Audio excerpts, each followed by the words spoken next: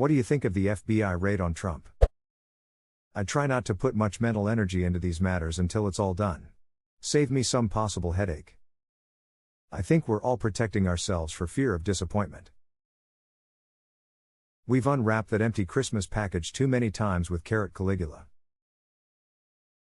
Carrot Caligula? OMFG, that beats Tangerine Tyrant. Or even Mango Messiah. Tangerine Palpatine is still my favorite. The Phantom Menace will always take the cake for me. I want to know what they were looking for. People don't get raided for no reason. A lot of outlets are speculating it has to do with classified documents he illegally took out of the White House. And they did request them back. He could have just handed it all over, but he wanted to be a shitbird about it. This is the safe money. FBI gave him an oopsie when they found the boxes back in January. So they asked him if that was everything and then meticulously cataloged and declassified what they could. Then something came to light that there were more documents he had hidden, ones that he had not previously disclosed, or ones he was imminently planning on doing something illegal with, so now they've got him, not only on the stealing classified documents angle but also for lying to the feds, again. I might add, that if they looked in the safe, they must have had a reasonable suspicion that he was hiding something in the safe. Search warrants are pretty specific. They seem to have evidence that he is actively hiding something, and that hiding that thing is a crime. He probably has a giant gaudy safe plated in gold with his initials and a mirror on it, with the dial combination written in Sharpie in the top corner. The tackiness of this is just so on point. That code? 1, 2, 3, 4, 5. That's amazing. I've got the same combination on my luggage. At the end of the day, I will definitely be surprised if any charges come of it, let alone fines or jail time. However, at the same time, they do not issue search warrants for nothing. You have to have probable cause that they believe a crime was committed and there is evidence at Mar-a-Lago that could connect to the crime. The amount of oversight on this that would be required to make it happen makes me think, for the first time, that something will actually come out of it. This is an enormous risk on the part of the DOJ and the FBI. Well, the DOJ currently has 2 cases pending against Donald Trump. One for attempting to overturn the election and the other for mishandling documents. This raid was most likely in relation to the second one. Yeah, National Archives had to chase Trump down to get 15 boxes of top-secret documents from Mar-a-Lago. This makes me think they didn't get everything back. Your statement is partially correct. They did get 15 cases, although not all of them were classified. But also, the President of the United States is not allowed to throw away a single piece of paper. Every single scrap that he has written on his entire presidency is held for later reference or viewing. Donald Trump had a big problem with this and was constantly being caught attempting to dispose of things. And when he left office, he took the 15 cases aforementioned. Typically, the majority of these that are not deemed confidential are contributed to the Presidential Museum. After 20 years, all the documents are reviewed, and any that are not still considered confidential are released for public viewing. I'd love a ephemera collection of a possible anniversary presents list from each president. This is how I learned how much Teddy Roosevelt loved his wife. I'm talking, he was her #1 fan in the world. The effect her passing had on him is really something to read about. I'm absolutely unfamiliar with it, but this still really got me in the feels. His mother and wife died in the same day. Mom of typhus and his wife in childbirth. The diary entry for that day simply says, "The light has gone out of my life." He never said her name again, nor did he allow anyone else to say her name in his presence. It had quite a devastating impact on his daughter Alice. But she is named after her mother. So, I'm not sure that no one said the name. As a Canadian, I read the headline and thought that's interesting, and then moved on. To be honest, I am pretty happy that we are receiving less Trump news.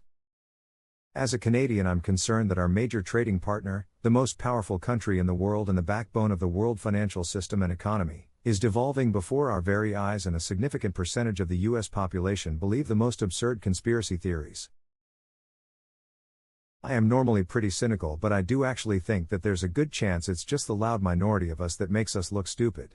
You're not seeing the folks just living their lives and keeping to themselves. You're just see the few psychos out there trying to make a scene. Maybe I'm just blind. There was a good saying about how globalization and the internet play a role. Every village has an idiot. With the internet, the idiots can now form their own village. I've seen that a few times and feel like it minimizes the problem. It implies that it's the same number of idiots just organized and louder. The bigger problem is the idiots having their own village lends their ideology legitimacy and attracts other susceptible people who otherwise wouldn't become radicalized. There's far more idiots than there used to be because of the internet. And on top of that, they're organized and louder. And easier to control because they're all in one place and limit their sources of information. It must have required a ridiculous amount of justification that satisfied multiple people who had to sign off on it and honestly agree to serving it against a former president. I fully support the idea that no one is above the law. But also, come on. Hess admitted more crimes than most people serving time. Let's not act shocked. I believe my mom will still think he's being framed by the deep state for trying to protect all those pizza children. My mom essentially said the same thing yesterday after telling me she reads a lot of credible news.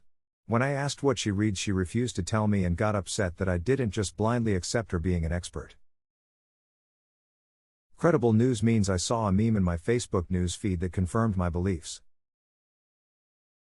A few months back on electoralvote.com, there was a message from a reader about how his father was constantly spewing all kinds of bullshit and specifically insisting, when asked, that it didn't come from Fox News and he hardly ever watched that. The guy turned on parental monitoring features and found that Fox was essentially all his dad watched. When you're lying to your own adult children about where you get your information, you know you should be ashamed but haven't quite gotten there. Edit, fixed autocorrective parental. This is exactly what happened to my dad, who I don't recognize anymore. He's been going on for years about exactly whatever Fox News hosts are going on about themselves. I ask him what the hell he's been listening to, lots of things. Different sources. But visiting him, I found Fox News was on 24/7. He slept and woke to it, and stared at it all day, then took naps with it on. He literally never changes the channel. Serious documentary, The Brainwashing of My Dad. It's great. They've done some raids before, but none as big or as great as this one. Makes all the other raids look small. It will be the greatest raid in this great country's history.